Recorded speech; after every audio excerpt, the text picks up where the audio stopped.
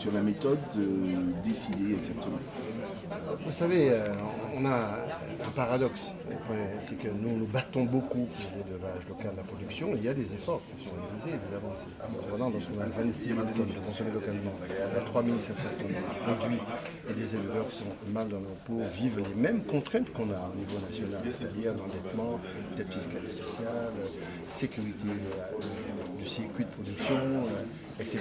On est face à des gens qui sont en difficulté. C'est pour ça que nous avons clairement décidé de les recevoir, parce que ça nous semble utile d'avoir des groupes de travail qui fonctionnent dès demain matin et pour qu'on puisse aborder les questions avec les GMS, comment les GMS peuvent mieux ouvrir leurs portes, ce qui se fait déjà, mais encore mieux pour que l'écoulement se fasse dans de bonnes conditions avec des prix qui soient acceptables. Deuxièmement, comment on fait aussi pour travailler pour que les aides qui sont prévues, notamment pour le désendettement, pour l'accompagnement fiscal et social sur nos dettes, soient une réalité pour nous aussi. Et troisièmement, comment sur le terrain, on soutient et on accompagne la production. Je pense très sincèrement aux chiens errants qui déciment les productions, aux problèmes de sécurité, d'indemnisation quand il y a des terres chlordécodées. Ce sont des gens qui sont victimes de process dont ils ne sont pas responsables.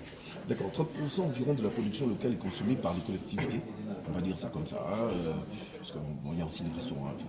Mais bon, est-ce que cette part-là peut augmenter ou bien il faudrait tendre vers quoi?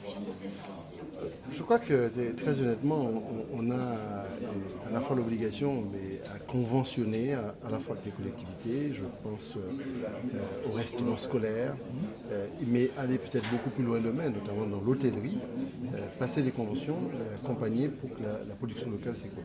Mais nous avons aussi l'obligation d'accompagner pour que le rythme de la production, la quantité produite permettent aussi de répondre à ces demandes.